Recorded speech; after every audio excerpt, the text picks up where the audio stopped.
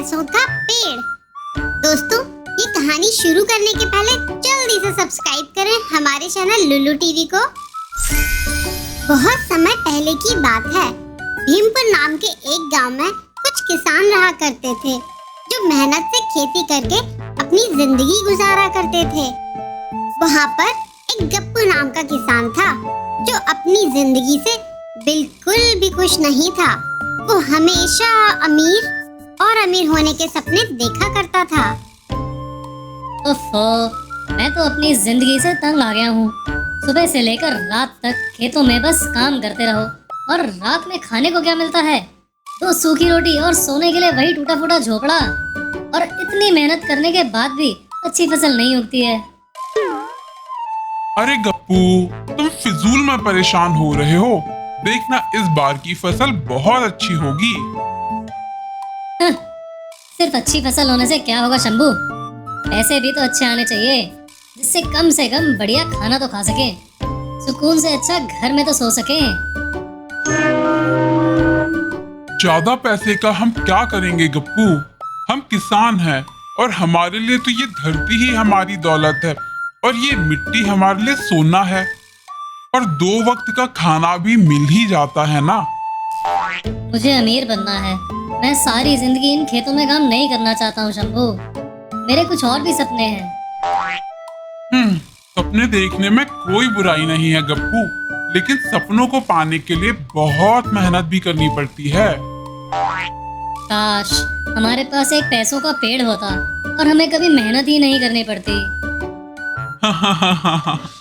चलो अब सपने देखना छोड़ो और काम पर लग जाओ। शाम होते ही शंभू और गप्पू अपने घर की ओर निकल जाते हैं।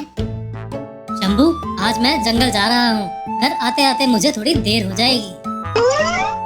जंगल? जंगल क्यों जा रहे हो तुम? तुम्हें वहाँ कोई काम है गप्पू? मैं जंगल से कुछ लकड़ियाँ काटकर उन्हें बाजार में बेच दूंगा, जिससे कि मैं थोड़े और पैसे कमा लूंगा। क्या? पेड़ काटोगे? गप्पू, तुम्हें ऐसा नहीं करना चाहिए। जिस पेड़ को काटकर तुम पैसे कमाओगे, उस पेड़ से हमें और हमारे पर्यावरण को बहुत सारे फायदे होते हैं। क्या फायदा है उन सभी चीजों का जिनसे कि मुझे फायदा ना हो रहा हो? और वैसे भी सिर्फ सूखे पेड़ ही काटूंगा। तुम बिल्कुल भी चिंता ना करो। अच्छा ठीक है, जैसी तुम्हारी मर्जी गप्पू, लेकिन घर जल्दी वापस आ जाना।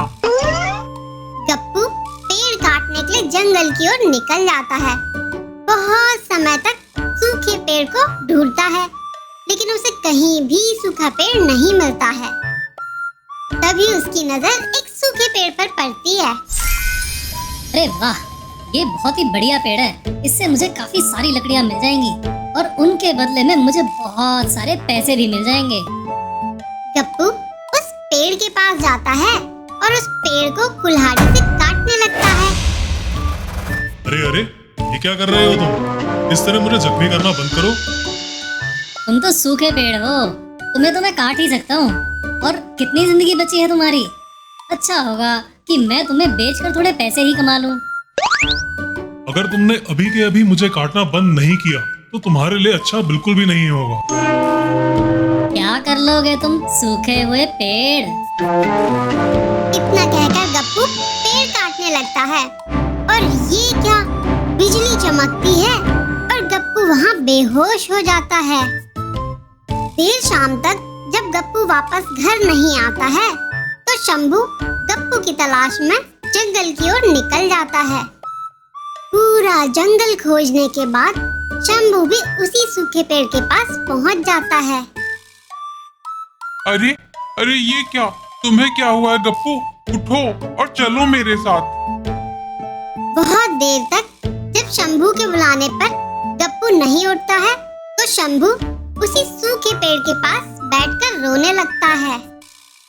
शंभू के आंसू पेड़ पर गिरते हैं। बहुत प्यास लगी थी। तुम्हारे आंसू से मेरी प्यास बुझ गई है लड़के। बताओ मैं तुम्हारी क्या मदद कर सकता हूँ?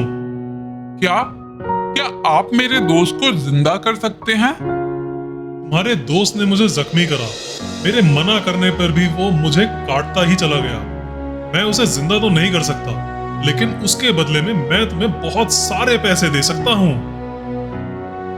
वो सूखा पेड़ सोने के पेड़ में बदल जाता है और उसमें पत्तियों की जगह पैसे लटक रहे थे। ये सब देखकर शंभू हैरान रह जाता है। मैं अपने दोस्त के बिना इन पैसों का क्या करूंगा? मुझे ये पैसे नहीं चाहिए। मैं अपने दोस्त की तरफ से माफी मांगता हूँ। आप कृपा करके उसे माफ कर दीजिए और उसे जिंदा कर दीजिए। तुम्हारी इस मानवता और उदारता ने तो मेरा दिल ही जीत लिया है। मैं तुम्हारे दोस्त को तुम्हें वापस करता हूँ। और फिर सोने का पेड़ वापस सूखे पेड़ में बदल जाता है और गप्पू जिंदा होकर उठ जाता है। मुझे माफ कर दो। मैं अपने फायदे के लिए किसी को भी नुकसान नहीं पहुंचाऊंगा। मुझे समझ आ गया है कि पर्यावरण को हमें बचा कर रखना होगा। गप्पू को अपनी भूल का एहसास हुआ। फिर दोनों दोस्त खुशी खुशी अपने गांव लौट जाते हैं। दोस्तों, इस कहानी से हमें ये सीख मिलती है कि पेड़ पौधे हमारे जीवन का एक महत्वपूर्ण हिस्सा हैं। हमें उन्हें नुकसान नहीं पहुंचाना चाहिए।